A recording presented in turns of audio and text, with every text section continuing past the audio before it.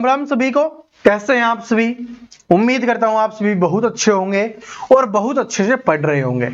और पिछले 15 दिनों में आपने कितनी तैयारी की है, कितनी आपने पढ़ाई की है, आज आपको पता चलने वाला है।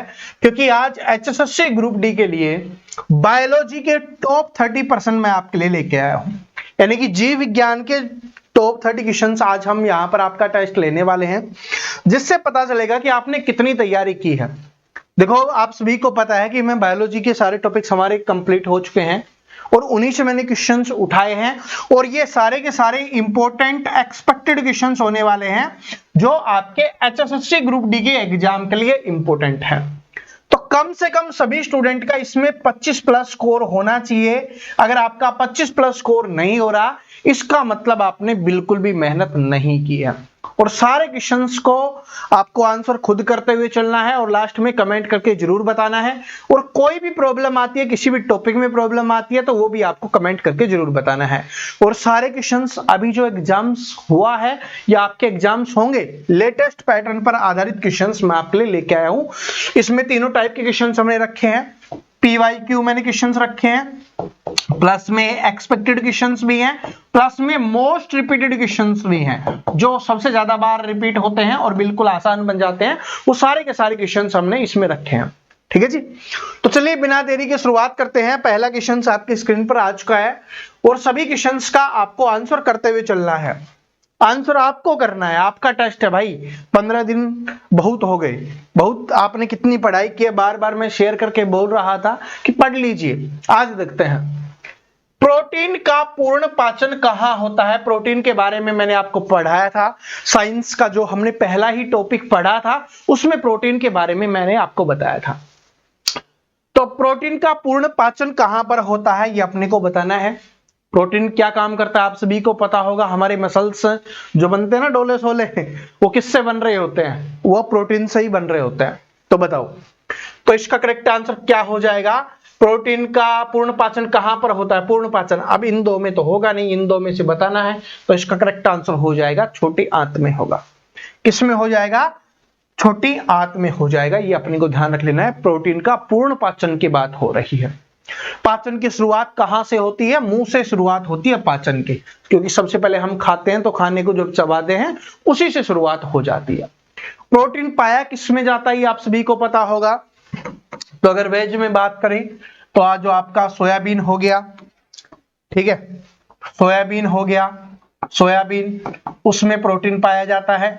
इसके अलावा जो आपका पनीर हो गया हमारा, ठीक है, पनीर में भी क्या पाया जाता है? आपका प्रोटीन पाया जाता है। दालें हो गई, अगर मैं दालें हो गई, और नॉन वेज में मांस आप सभी को पता ही होगा। तो सोयाबीन हो गया, दालें हो गई, पनीर हो गया, इन सभी में क्या है? आपका प्रोटीन पाया जाता है। दूध हो गया, तो ये ठीक है, सोयाबीन है वो है। चलो आगे बढ़ते हैं। और अगर आपको प्रोटीन चाहिए और सोयाबीन के बारे में जानना चाह रहे हो ना, सोयाबीन जो अभी ये मंगोड़ी आती है ना सोयाबीन की, ये वाली नहीं, सोयाबीन की दाल होती है।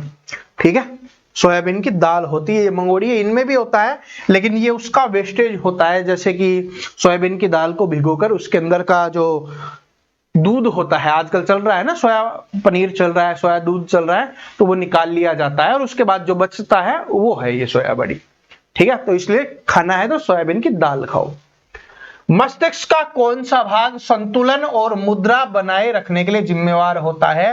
Most important questions, most repeated questions भी है, इंपोर्टेंट भी है और रिपीटेड भी क्वेश्चन है। तो बाय आंसर कीजिए सभी स्टूडेंट। अब इसका आंसर करेंगे। बहुत बार मैंने भी करवाया है, मैंने बहुत बार करवा दिया। ऊपर वाले दो में ही आपका आंसर होगा। बताइए, मस्तिष्क का कौन सा भाग संतुलन और मुद्रा बनाए रखने के लिए जिम्मेवार होता है? तो इसका हो जाएगा आपका सेरेबेलम हो जाएगा। क्या हो जाएगा? सेरेबेलम हो जाएगा। ठीक है जी, आगे बढ़ते हैं। फेफड़ों में गैसों जैसे O2 और CO2 का आदान प्रदान किस संरचना में होता है? तो जो हम फेफड़ों में गैस होती है, O2 और CO2 का आदान प्रदान होता है। O2 हम अंदर लेते हैं और CO2 को बाहर निकालते हैं। अब आपको बताना है कि आदान प्रदान की जो संरचना होती है उसको क्या कहा जाता है। और सबसे पहले अगर आपसे ये पूछे कि इस प्रक्रिया को क्या कहा जाता है, तो इस प्रक्रिया को कहा जाता है भाई श्वसन। क्या कहा जाता है? इस प्रक्रिया को श्वसन कहा जाता है।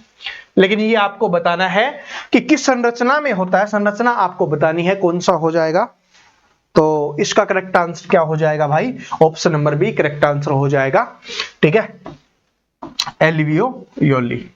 ठीक है जी, option number B correct answer हो जाएगा। और इस पूरी प्रक्रिया को यानी कि O2 को ग्रहण करना और CO2 को बाहर निकालना, इसको क्या कहा जाता है? श्वसन कहा जाता है। ठीक है, चलो। हृदय का कौन सा कक्ष शरीर से अशुद्ध रक्त प्राप्त करता है? हृदय का कौन सा कक्ष है शरीर से अशुद्ध रक्त प्राप्त करता है? बताओ कौन सा हो जाएगा? हृदय का कौन सा कक्ष? हृदय के बारे में मैंने आपको बताया है, ठीक है, सब कुछ बताया हुआ है, तो आप सभी आंसर कीजिए। जिनको नहीं पता साइंस वाली आप प्लेलिस्ट देख लेना, आपको पता चल जाएगा। तो इसका करेक्ट आंसर हो जाएगा दायां अलिंद हो जाएगा। क्या हो जाएगा? दायां अलिंद हो जाएगा। Option number B correct answer हो जाएगा। और मैंने आपको बताया भी था कितने चैम्बर होते हैं? 4 चैम्बर होते हैं। आगे बढ़ते हैं। किडनी की कार्यात्मक इकाई क्या है? और ये आपको आंसर करते हुए चलना है, गिनते हुए भी चलना है, क्योंकि लास्ट में कमेंट करके बताना है क्या स्कोर रहता है। फिर आप जो नेक्स्ट क्लासेज होंगी उसमें हम केमिस्ट्री से शुरुआत करने वाले हैं। केमिस्ट्री, ठीक है, केमिस्ट्री के टॉपिक वाइज क्वेश्चंस हम करने वाले हैं। जितने भी हमारे टॉपिक्स बचे हुए हैं, पहले केमिस्ट्री को समाप्त करेंगे, फिर उसके बाद आगे बढ़ेंगे। तो आंसर कीजिए सभी। किडनी की कार्यात्मक इकाई क्या है? और आज वाली क्लास बायोलॉजी का आपका रिवीजन हो जाएगा इंपॉर्टेंट क्वेश्चंस का, और आपको भी पता चल जाएगा कि कितने पानी में हो आप। तो जो किडनी की कार्यात्मक इकाई होती है उसको क्या कहा जाता है? तो इसको कहा जाता है भाई नेफ्रॉन। क्या कहा जाता है? नेफ्रॉन कहा जाता है। सूर्य के संपर्क में सूर्य के प्रकाश के संपर्क में आने पर त्वचा द्वारा कौन सा विटामिन उत्पन्न होता है? ये तो बड़ा सिंपल है, आप सभी को पता होगा। तो कौन सा हो जाएगा? Vitamin D. कौन सा विटामिन डी है वो उत्पन्न होता है, ये अपने को ध्यान रख लेना है। ठीक है जी, कौन उत्पन्न होता है? विटामिन डी उत्पन्न होता है। ठीक है, और सूर्य से आने वाली जो किरणें होती हैं, पराबैंगनी किरणें होती हैं, यूवी रेज होती हैं, उनको कौन रोकता है? ओजोन परत रोकती है। ये भी अपने को याद रख लेना है। ठीक है जी, ओजोन परत। बाकी सौरमंडल मैंने आपको पढ़ाया भी है।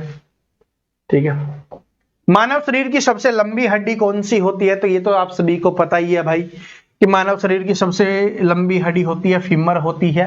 जो कहां की हड्डी होती है? ये वाली, ये जांग की हड्डी होती है। किसकी होती है? जांग की हड्डी। ठीक है, क्या होती है भाई? जांग की हड्डी होती है। किसकी हड्डी होती है? जांग की हड्डी ये होती है। ठीक है, और सबसे छोटी पूछे तो कान की हड्डी हो जाएगी, स्टेपिस उसका नाम हो जाएगा। यह कौन सा यकृत लीवर का कार्य नहीं है? अब 4 ऑप्शंस दिए हुए हैं, इनमें से आपको यकृत का काम नहीं है ये बताना है। 4 में से 3 तो यकृत काम करता है, चौथा काम कौन सा यकृत नहीं करता या लीवर नहीं करता वो अपने को बताना है। ठीक है जी, बताइए बताइए भाई। पित्त का उत्पादन होता है, विषहरण होता है, प्रोटीन का पाचन होता है, ग्लाइकोजन संग्रह होता है, बताइए क्या हो जाएगा? कार्य नहीं है ये अपने को बताना है, तो इसका करेक्ट आंसर हो जाएगा प्रोटीन का पाचन।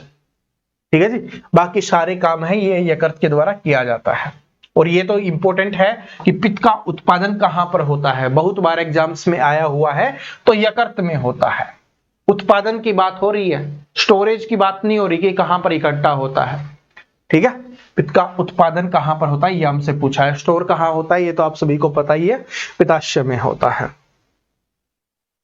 आगे बढ़ते हैं कि हृदय में विद्युत आवेग किसके द्वारा शुरू होते हैं, ये अपने को बताना है। हृदय में विद्युत आवेग लेटेस्ट पैटर्न का क्वेश्चन है, HSSC ग्रुप डी के लिए इंपॉर्टेंट क्वेश्चन है, तो सभी स्टूडेंट इसका आंसर करेंगे कि हृदय में विद्युत आवेग किसके द्वारा शुरू होते हैं। तो आंसर कीजिए। तो इसका करेक्ट आंसर हो जाएगा SA नोड के द्वारा। किसके द्वारा हो जाएगा? SA नोड के द्वारा होता है।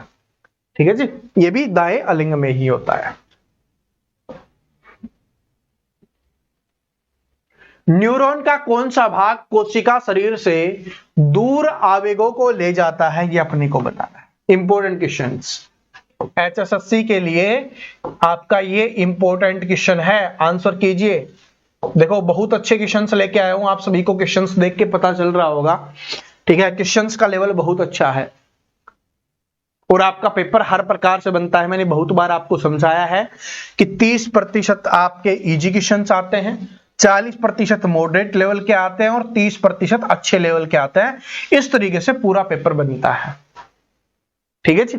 तो चलो अब आंसर कर दीजिए कि न्यूरॉन का कौन सा भाग कोशिका शरीर से दूर आवेगों को ले जाता है, तो वो कौन सा भाग हो जाएगा? तो इसका करेक्ट आंसर हो जाएगा आपका एक्सोन। तो ऑप्शन नंबर बी यहां पर क्या हो जाएगा? करेक्ट आंसर हो जाएगा। किस विटामिन की कमी से स्कर्वी रोग होता है जिसमें मसूड़ों में खून आता है?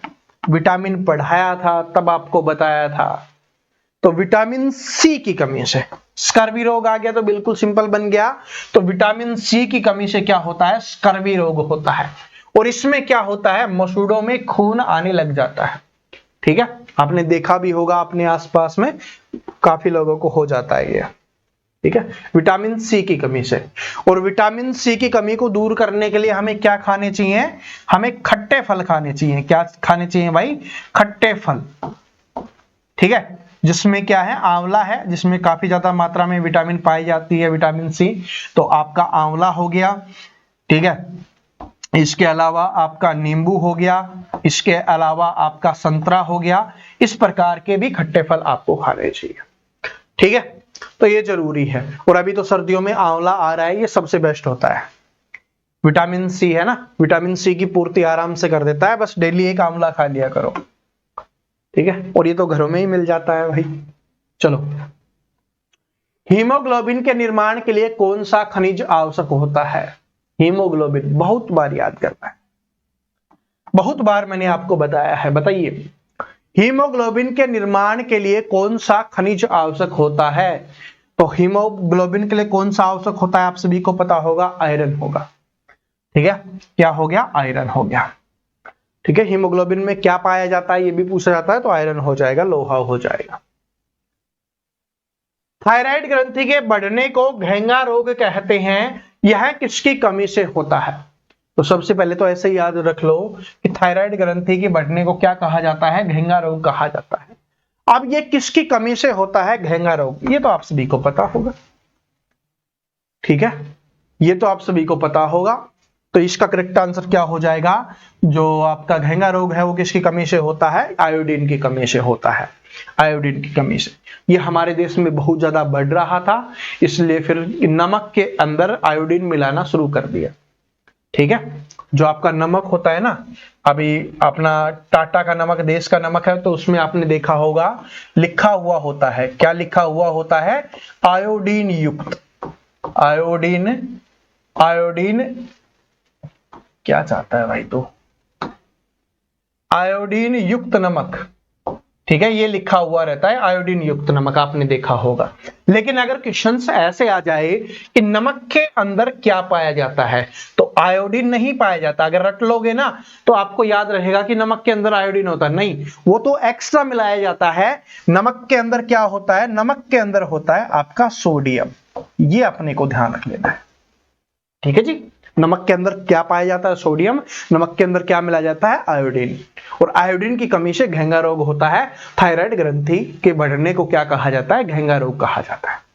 लेकिन अधिक मात्रा में ये नहीं खाना चाहिए, ठीक है। आजकल क्या हो रहा है कि नमक बहुत ज्यादा मात्रा में खाने लग गए लोग, ठीक है, हर जगह नमक ही नमक, नमक ही नमक। तो आयोडीन युक्त नमक ज्यादा नहीं खाना चाहिए। और छोटे बच्चों को तो बिल्कुल भी नहीं देना चाहिए। अगर 2 साल से छोटा बच्चा है ना, तो उसको बिल्कुल भी नमक आपको नहीं देना है, ठीक है। बाकी भाई डॉक्टर की सलाह है, ठीक है, लेकिन मैं आपको बता रहा हूं, ध्यान रख लेना।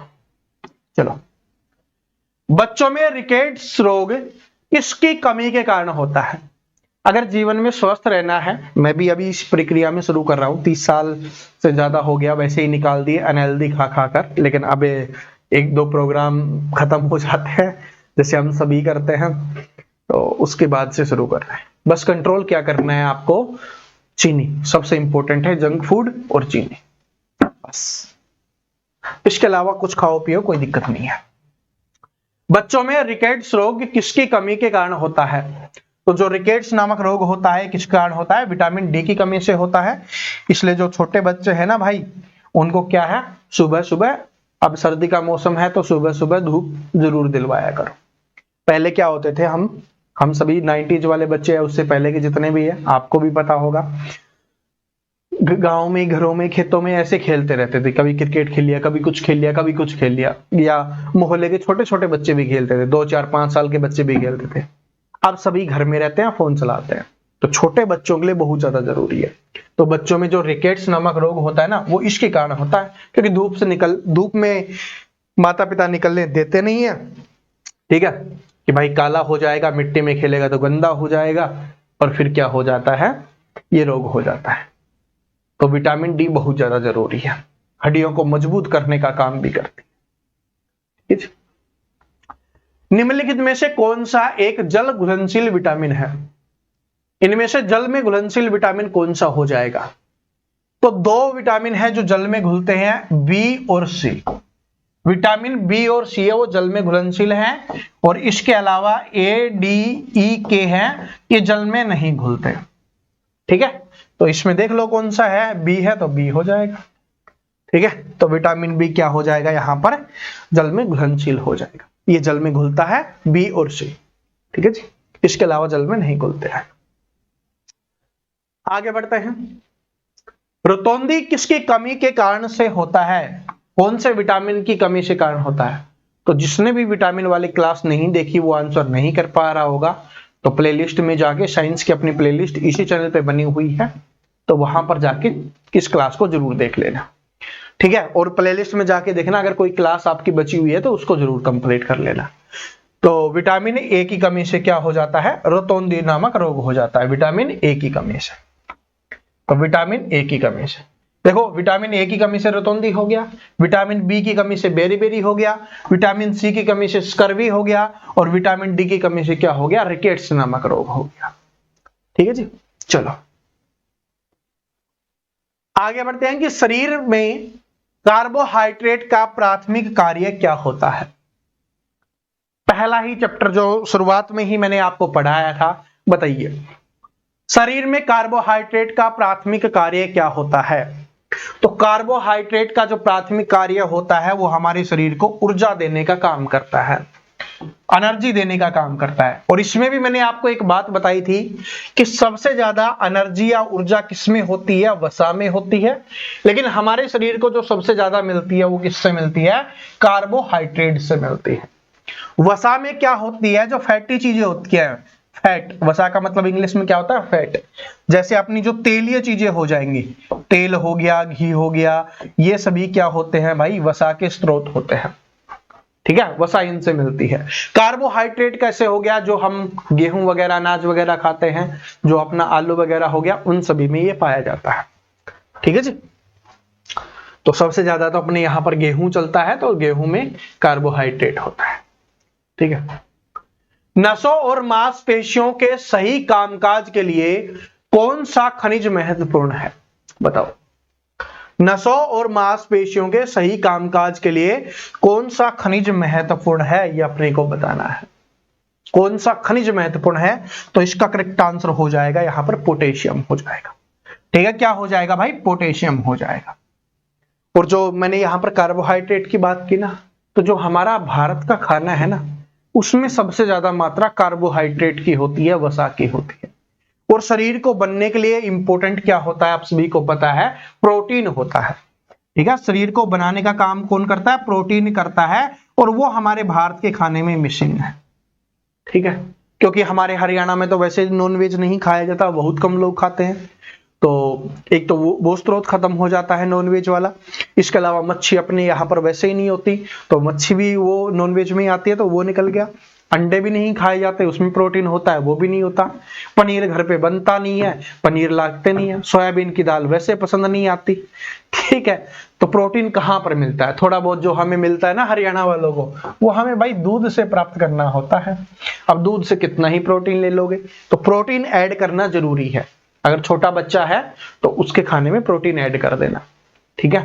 अगर नॉनवेज खिलाना चाहते हो वो अलग चीज है, वो पर्सनल मैटर हो गया, लेकिन प्रोटीन के लिए अपना जो क्या है भाई, पनीर तो ऐड कर ही सकते हैं, या अगर भाई आजकल क्या हो रहा है, पशुओं का दूध वगैरह दही वगैरह भी नहीं खाते, लेकिन ये तो अपने हरियाणा में तो नहीं होगा, लेकिन फिर भी है तो फिर भाई सोया वाला ऐड कर लेना, कोई बात नहीं।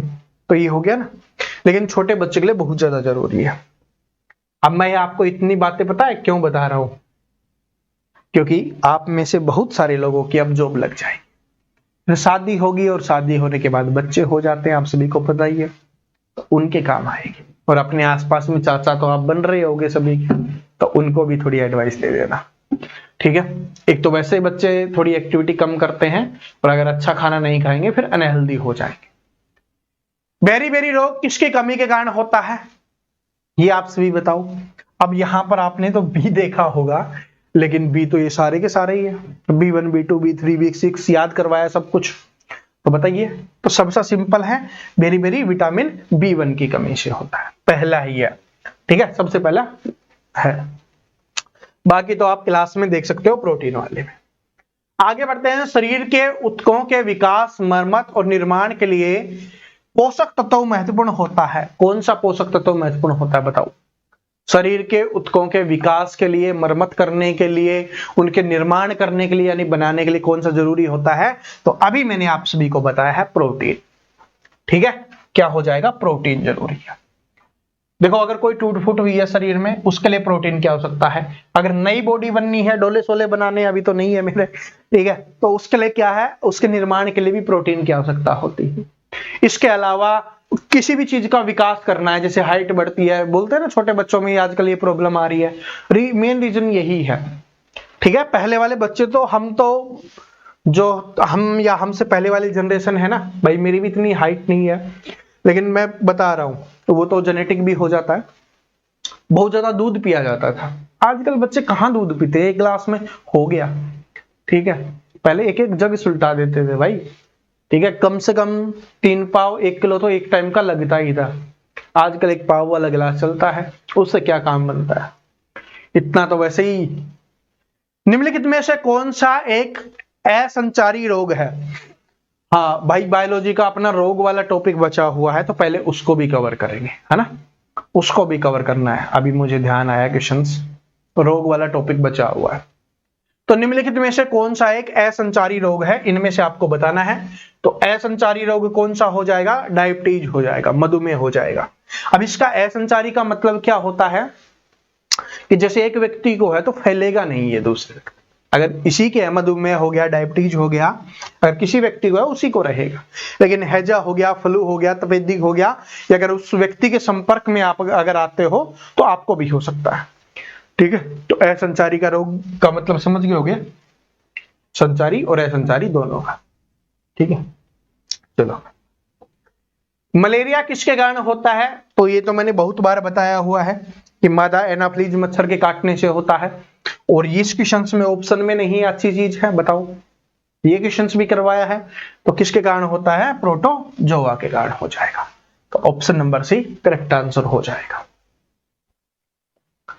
डीपीटी वैक्सीन किससे सुरक्षा के लिए प्रयोग की जाती है, इंपॉर्टेंट क्वेश्चन है, बहुत इंपॉर्टेंट क्वेश्चन है, बताइए सभी स्टूडेंट। डीपीटी वैक्सीन किससे सुरक्षा के लिए प्रयोग की जाती है बताओ। तो ये तो इसके नाम से ही पता चल गया, क्या हो जाएगा आपका, डिप्थीरिया, काली खांसी और टिटनेस के लिए, ठीक है। डीपीटी डिप्थीरिया, और डिप्थीरिया, काली खांसी और टिटनेस के लिए हो जाएगा, ठीक है जी। चलो, हेपेटाइटिस मुख्य रूप से किस अंग को प्रभावित करता है। हेपेटाइटिस बताइए, आपने बहुत बार सुना होगा हेपेटाइटिस, तो बताइए किसको प्रभावित करता है, क्वेश्चंस करवाया हुआ है, तो इसका करेक्ट आंसर हो जाएगा लीवर यकृत को। किसको भाई, लीवर यकृत को, जो हमारे शरीर के लिए बहुत इंपॉर्टेंट होता है लीवर, ठीक है। जिसका लीवर खराब हो गया समझ लो दिक्कत होना शुरू हो गई है। एंटीबायोटिक किसके कारण होने वाली बीमारियों के खिलाफ प्रभावी होते हैं बताओ। एंटीबायोटिक्स जो दिए जाते हैं अगर किसके कारण जो बीमारियां होती हैं उनके लिए दिए जाते हैं, बताओ। मतलब कि अगर उनसे संबंधित बीमारी हुई है तो एंटीबायोटिक आपके लिए काम करेंगे। तो इसका करेक्ट आंसर हो जाएगा, किसके लिए हो जाएगा आपका यहाँ पर, बैक्टीरिया के लिए हो जाएगा। किसके लिए हो जाएगा, बैक्टीरिया। इंपॉर्टेंट क्वेश्चन है, लिख देता हूं भाई, ठीक है। पिछली बार भी एंटीबायोटिक से क्वेश्चन आया था तो लिख लेना। पहले भी मैं आपको 2-4 क्वेश्चन और भी करवा चुका हूं।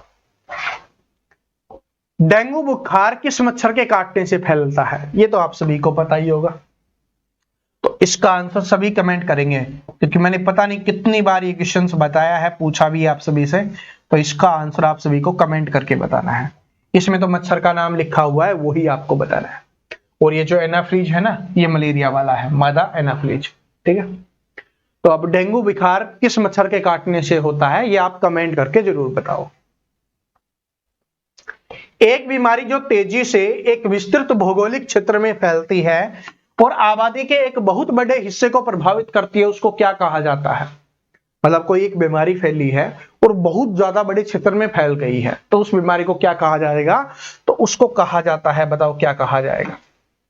क्या है कि एक बीमारी जो तेजी से एक विस्तृत भौगोलिक क्षेत्र में फैलती है और आबादी के एक बड़े हिस्से को प्रभावित करती है, तो उसको क्या कहा जाता है। तो इसका करेक्ट आंसर हो जाएगा, उसको क्या कहा जाता है, महामारी कहा जाता है। और वो भी कौन सी, वैश्विक महामारी, क्योंकि बहुत बड़े क्षेत्र की बात कर दी, विस्तृत भौगोलिक क्षेत्र की यहां पर बात कर दी है, ठीक है। विस्तृत भौगोलिक क्षेत्र यानी कि जैसे अब कोविड आया था, आपको पता होगा, कोविड-19 आपने सुना होगा ना। तो कोविड आया था, वो क्या थी, वैश्विक महामारी, ठीक है जी, जो पूरे विश्व में फैली थी, ठीक है। चलो, निम्नलिखित में से कौन सा एक जीवन शैली रोग है, ये आपको बताना है। जीवन शैली रोग है, इनमें से लाइफस्टाइल डिजीज कौन सी हो जाएगी, इनमें से आपको बताना है कि कौन सा एक जीवन शैली रोग हो जाएगा। तो इसका करेक्ट आंसर हो जाएगा आपका कोरोनरी आर्टरी डिजीज, ठीक है।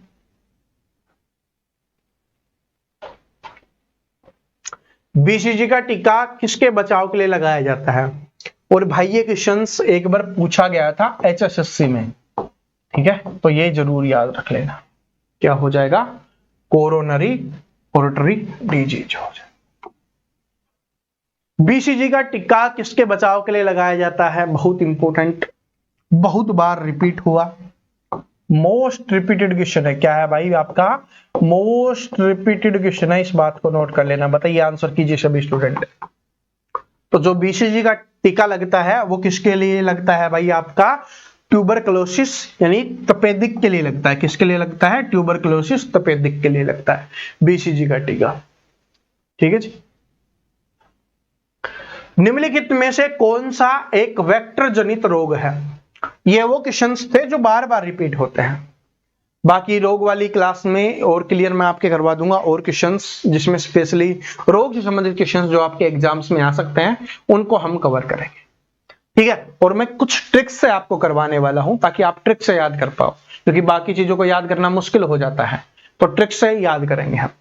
तो निम्नलिखित में से कौन सा एक वेक्टर जनित रोग हो जाएगा, तो इसका आंसर सभी का आ गया होगा, चिकनगुनिया हो जाएगा। कौन सा हो जाएगा, चिकनगुनिया क्या होता है, वेक्टर जनित रोग होता है, ठीक है जी। तो यहां पर आपके 30 क्वेश्चंस का टेस्ट समाप्त होता है। तो सभी स्टूडेंट कमेंट करके बताना कि आपका क्या स्कोर रहा है, ठीक है जी। और क्वेश्चंस कैसे लगे ये भी जरूर कमेंट करके बताना। क्लास कैसी लगी, इसमें जो क्वेश्चंस मैंने सिलेक्ट किए हैं उनका लेवल कैसा लगा, लैंग्वेज कैसी लगी, क्योंकि अपने एचएसएससी में जिस लेवल के क्वेश्चंस आते हैं ना वही मैंने सिलेक्ट किए हैं, ठीक है जी।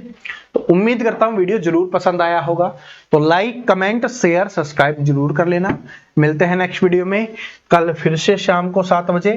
तब तक हंसते रहिए, मुस्कुराते रहिए, पढ़ते रहिए। कोई भी टॉपिक बचा हुआ है तो साइंस वाली प्लेलिस्ट का लिंक डिस्क्रिप्शन में दिया हुआ है, और प्लेलिस्ट सेक्शन में जाओगे तो वहां पर मिल जाएगा, ठीक है। तो वहां से जाके जरूर पढ़ लेना। जय हिंद, जय हरियाणा, जय हरियाणा।